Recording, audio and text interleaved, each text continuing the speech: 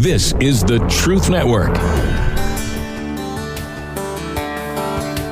Coming to you from an entrenched barricade deep in the heart of central North Carolina. Masculine Journey After Hours. A time to go deeper and be more transparent on the topic covered on this week's broadcast. So sit back and join us on this adventure. The Masculine Journey After Hours starts here now. Welcome to Masculine Journey After Hours, and I'm excited about the topic today. What about you, Andy? Absolutely. Yeah, you can pull the microphone closer to you if you want. I'm about ready to smack it here. Yeah, it looks like it has a mind of its own. Andy's got a mind of his own. Well, I do. Well, he's got half a mind of his own. I'm in an argument with the microphone. Yeah, he was yawning like I thought he was going to swallow the microphone right before. Yeah, so excited. Yeah.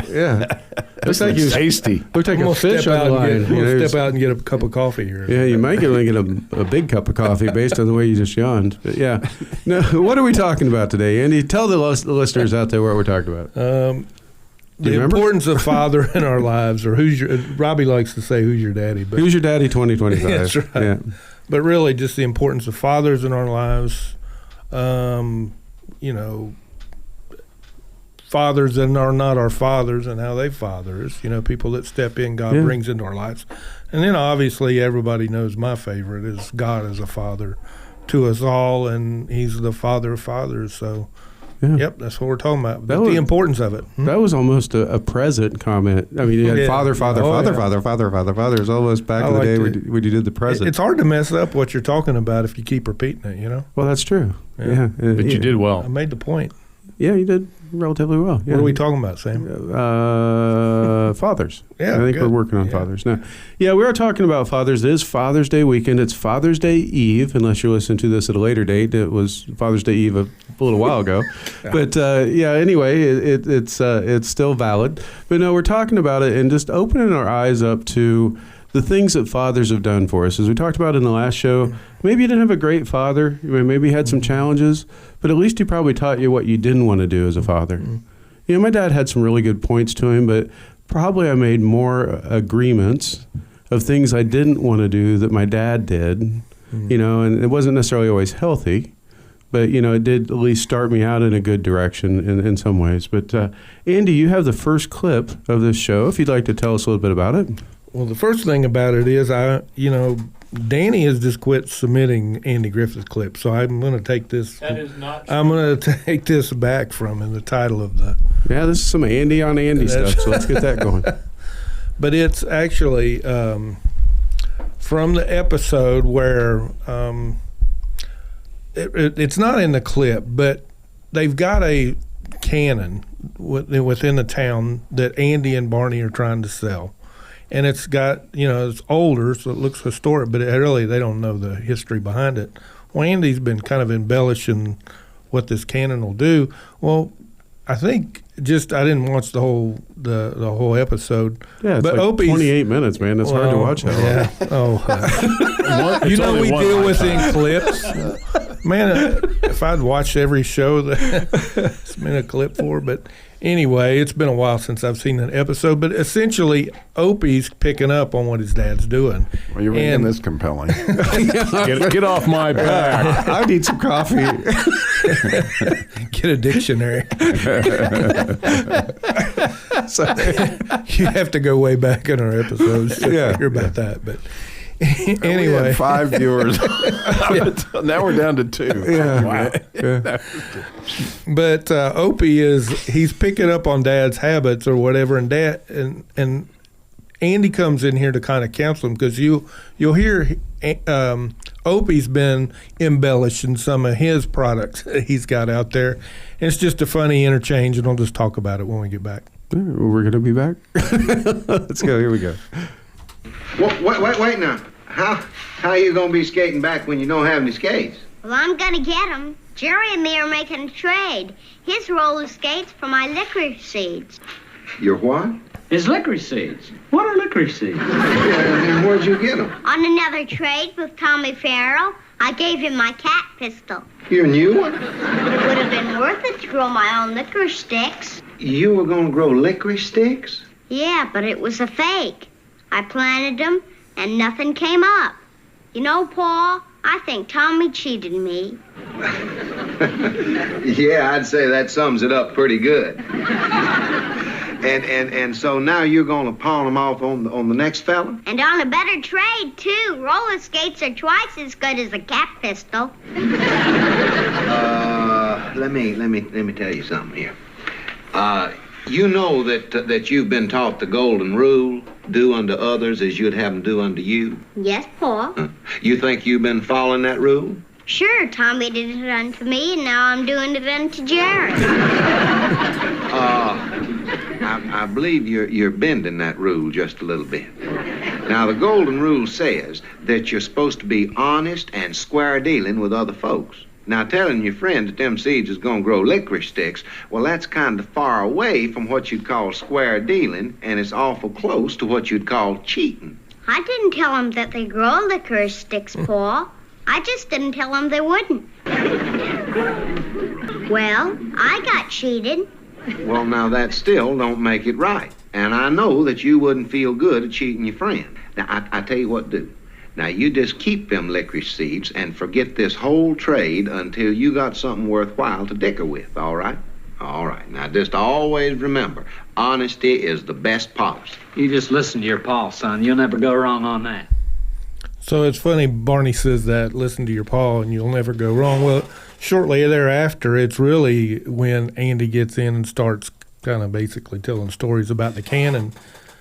So after that exchange, Opie continues on because his dad's doing something different than what he said. Yeah. And he goes, Opie ends up finding some cufflinks or whatever and said it was George Washington's buttons or whatever. And Andy's giving him a hard time. And it comes back to Andy that, that Opie is right. And he changes and they work it out as they always do in Andy Griffith, right? But, a lot of times you can learn from your kids. You feel like you're teaching them something. And there's things that I think probably I taught my dad in some ways, especially when I got serious about God in my 20s or whatever. I know that he saw the growth in me, and there's things that I believe that I probably helped him with. But just Dad did a lot, and I wouldn't say in my early age, I knew he loved me and all, but I never saw him really as a spiritual man. But I began to see that later in life. And God's got me in this season of really appreciating, going back in my memory and thinking about the positive. Sure, there's a negative. I could focus on that, but I much more would rather think about the positive. I can just give you an example. I'm not always good. I speak in generalities and don't give stories, but I thought this story was... In general, you do. In general. Generally. Yeah. But I was a pitcher. Especially George Washington. His buttons, I mean, I had a... Sorry, go ahead. I had a Danny... start in sports. I wasn't very good in baseball. The first time they asked me what I wanted to play, I was like 5 years old. I said batter. That was my position. You got to pick one. That's a good one. But shortly after that, I threw everything into sports and really began to improve. Went to a different town to play, and we were a sorry team, but I was probably one of the better ones on it because I just really focused on it. But I was a pitcher. And not very consistent. I remember a lot of times I would throw balls that would go up halfway up the backstop. And Dad, one time, he noticed that my control was my problem, and he made me this we were in the country. My brother wasn't interested in playing sports, so Dad made me this thing to pitch to. He took a basketball goal or hoop and lined it, put a some type of bag behind it to catch it. And he said, go out there and practice every day and throw into it. And I did. And I was getting pretty good. And that next week, I was really a much better pitcher. But also, I still had a tendency, I threw hard, and I also had a tendency to throw it up in the backstop. And I think a lot of people got up there and struck out because they were scared I would hit them. But I remember that time I was having such a good game that I got a bit cocky and started strutting around, and I heard about it on the way home. And, I think it brought me to tears. I was still young and stuff. So here we have a dad who helps his son out. And there was a lesson to learn from that of diligence and hard work and all that. And doing, practicing. And then there's this, I got cocky. I wasn't humble to your point. And so it was just a way to learn. It was just a combination of things that he taught me in a couple different ways. And, Dad was really good. I mean, his dad was not in his life at all when he grew up. I think I've mentioned on here he actually later in his life committed suicide. And so my dad, he had his problems with his relationships with his wives and stuff, but he always stayed consistent in our lives. And he was hard at times and stuff, but I still just remember a lot of good things and the importance of his involvement in my life. Yeah, one of the things you talked about there, Andy, that I think is important to realize, maybe your memories of your dad are pretty painful, right? And you can't really focus on good things. You're just not, they're not there for you.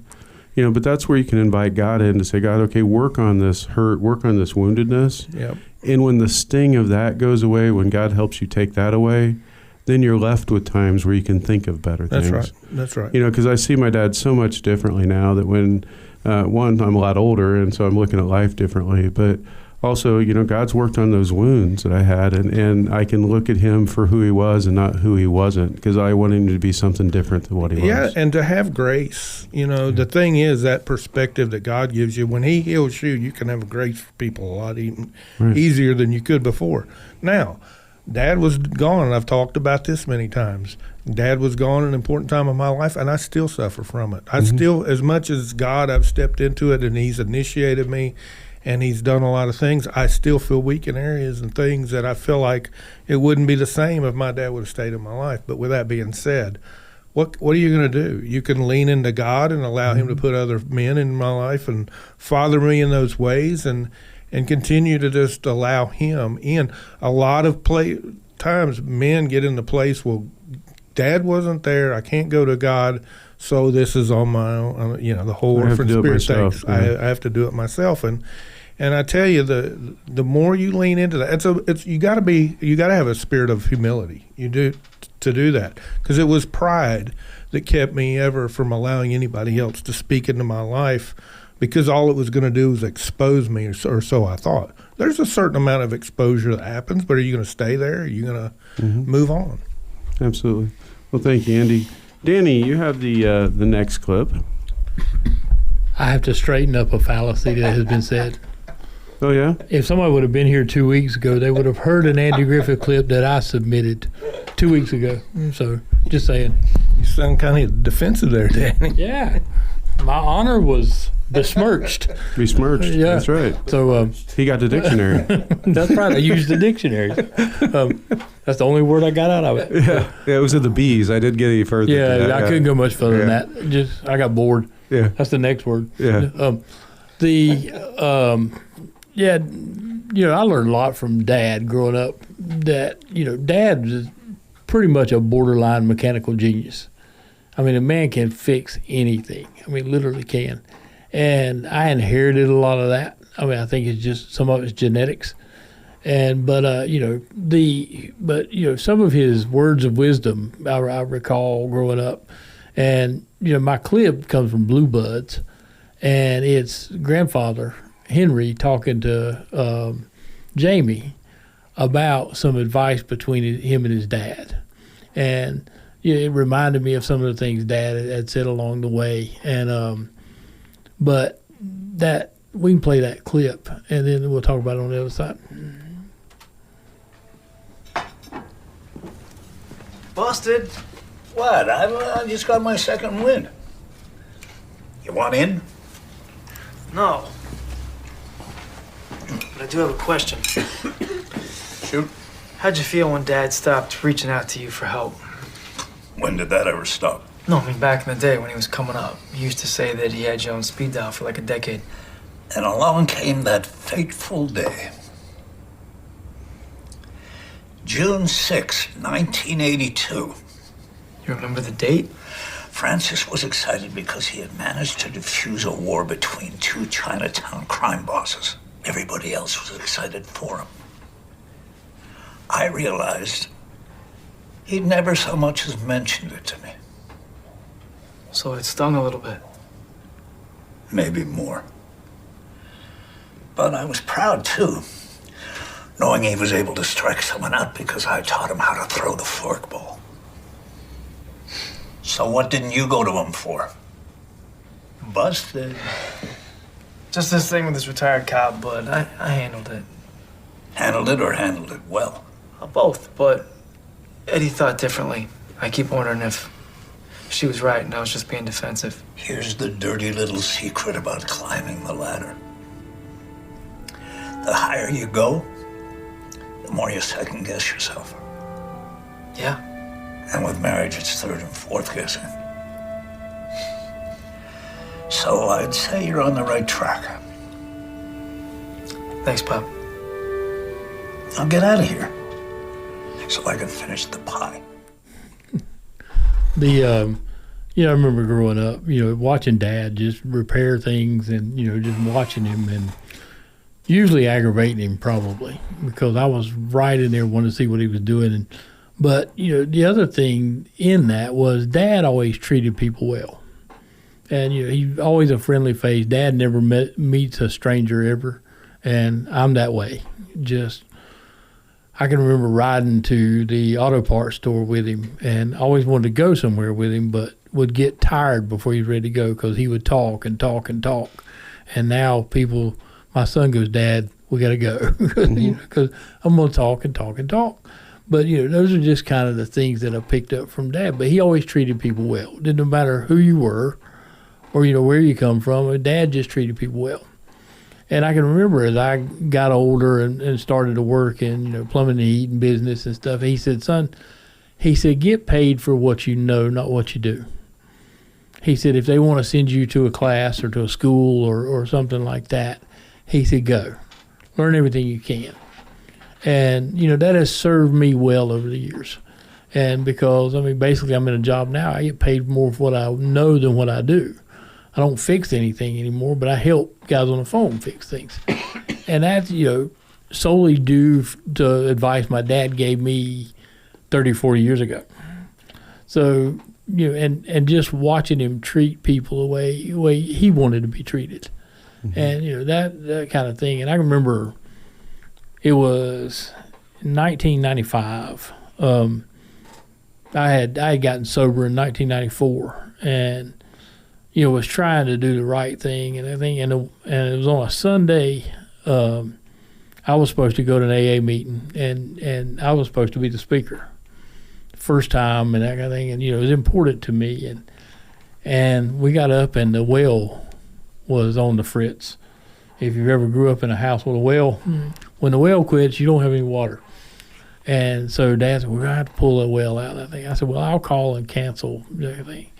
And he looked at me and he said, no, son, you go and do what you need to do.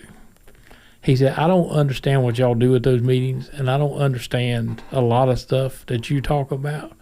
He said, but I see the difference in you, so you go, we'll take care of the well. So, it's those things that, knowing that Dad loved me. Yeah, absolutely. Well, thank you, Danny. I appreciate that. Rodney, is there something you'd like to add to this topic? Yeah, I want to get your topic. I want you to talk and get your show. My clip? Your clip. Well, I will. Play. Okay, well, I can do that. If you don't want to share, if you're just saying, hey, I'm just going to hold it to myself, that's fine. Yep. Okay, well, we got it. All right, so I have the next clip. And so my clip is from the movie Man of Steel. And you have, it's not Superman's natural father. It's his stepdad, if you want to be technical. It's his adoptive dad. It's the one that's been raising him ever since he landed here at Earth. And so it's Clark Kent's dad, Mr. Kent, whatever his name was. Mr. Kent, I think. But anyway, he has some great advice for him here, and I want to talk a little bit about that when we come back. But just listen to what he has to say. And what's happening here is Clark is sitting in the truck, the cab of the truck, and 3 of the boys from school come up and pound on the window and try to get him to fight. Now, keep in mind, he's Superman. He knows he can win this fight, but he doesn't. And his dad is watching, and at one point, they kind of look over at the dad, and they see the dad's there, and then they take off, and the dad comes up, and they have this conversation. So you'll hear all that play out.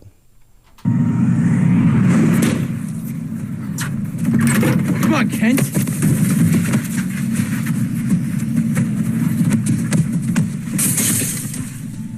Come on, fight back! Get up, Kent. So is that it? Is that all you got? Come on, Kent. Come on!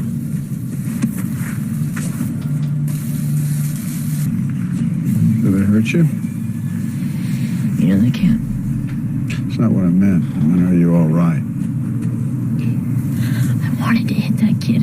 I wanted to hit him so bad. I know you did. I mean, part of me even wanted you to, but then what? Make you feel any better? You just have to decide what kind of man you want to grow up to be, Clark, because whoever that man is, good character or bad, he's going to change the world. Yeah, I love that clip. It's not just Superman. We have to decide what man we want to be, right? Because whatever man we decide to be, we're going to change the world. And so I had a couple stories that I wanted to share. One was about my dad growing up. And Dad would give me things like, good advice.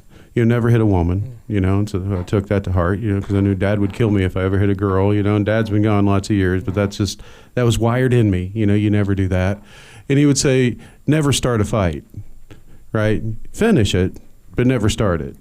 And so I did a lot, because I didn't want to come home, because the first thing he was going to ask, did you hit a woman? And I'd say, no, Dad. And did you start a fight? Because I fought a lot as a kid. I had a lot of anger, and there's a lot to my story that causes that anger. And I think I fought almost every day in elementary school, usually with the same kid. But you can do a whole lot to not start a fight and start one. I wouldn't throw the first punch, but I would be the instigator. I know you guys are shocked. No! Yeah, I know. It's okay. Yeah, I know. It's surprising, right? And then my dad gave me great advice, like trying to say 5 times really quickly, smart fella, I fella smart. Right? Don't try that in a little bit, and you'll understand why, and then he would just laugh and laugh and laugh at me, because my dad had a great sense of humor and he had a quick wit. And so I grew up around that. And that's something that I tended to inherit from my dad, is you just see life a little more warped than everybody else, and you think of things and it just makes you laugh, and it's gotten me through a lot of tough situations, because sometimes things hurt so much that you just got to find a way to laugh at them, because that's the only thing you can do, because you can only cry so much, and it's been a great thing for me. And it's something that you can hide behind if you're not careful, right? You can hide behind humor, you can hide behind those things. And so my dad did impart a lot of things on me positively. Initially a lot of the things for me was I made agreements that I'd never miss one of my kids' practices or games. And other than when I was out of state for one little short period of time in my career when I was traveling, I never missed a kid's game. I never missed a play. I made as many practices as I could, and that was important to me because my dad never came to mind, and I knew how much that hurt. Right now, I did hurt my kids in lots of other ways, because I'm a broken man, and hurt people, right? But the other thing I wanted to share is how my kids have really, now that they're all adults, have really each taken turns fathering me in different ways. And because we have a really open and good relationship, that, I'm going through some medical stuff right now, and Eli's been getting medical training. That's going to be his career. He's in grad school now, and, he's going to be an athletic trainer, and he's helping me understand some of that stuff that I wouldn't have because I don't have that much time with the doctor. Caleb helps me in ways, and Sydney helps me in ways, and it's just great to even have your kids step in and help father you in ways that you've never seen. And so that's kind of my story, Rodney. So we switch over to you for the last little bit of the show. Yeah, it's like you just said, you get advice from your kids every once in a while, and it really, really is nice. I know, like for me, just trying to reach out to them, as it just seems like it gets harder and harder and harder right now for me. Well, what do I say to them when they don't want to talk about God or talk about whatever they want to talk about? And I've had, times where you just get told, well, I'm working on X and I don't need to talk about this or that. There's just things that come up that's like, oh, if you don't want to talk, I won't talk then. But really, like you talk about back to your own father, he's never a Christian. He died, gosh, what was I was in my 20s, later 20s when he passed away. And didn't know how good that was really going to be for me until I got older and like, okay, I don't have that influence of all of that. And I finally came to Christ. But just, I mean, outside of just not being a Christian, he was a pretty decent guy. You know, he did some things absolutely wrong that he should never have done and things of that nature. But growing up with him and being able to communicate and talk with him and do some things with him, we gardened and did those kinds of things together. I mowed yards and he would help, fix the lawnmower, do those kinds of things. He would give some advice once in a while and those kinds of things, but he was still drawn away to something else that I was trying to figure out, where is he going? But usually it was uptown to the bar. That's just what he did. After work, it was go up there for a couple hours or so, and then he'd finally come home. It just kind of, you don't think about it until you get older and you know more about life and you know what you're just making decisions on, and then you're thinking, oh, what was he making his decisions on and what was going through his mind? And you kind of learn a lot. Like you were just saying earlier, it's pretty amazing how much you can learn when you're older and you can see things differently. Mm-hmm. And that's just where I'm at. It's a lot to sit through. And now that I have my kids, either learning positive or negative for me, I'm trying to live in a way that I can influence them well.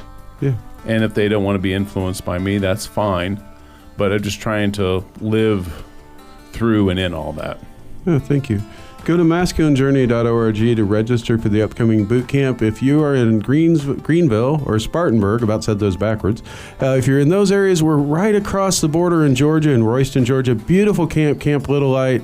An amazing, amazing location. It's so much fun. Lots of things to do there. Go to masculinejourney.org to register. Thank you for listening, and let God love on you this week and love on others well. We'll talk to you next week. This is the Truth Network.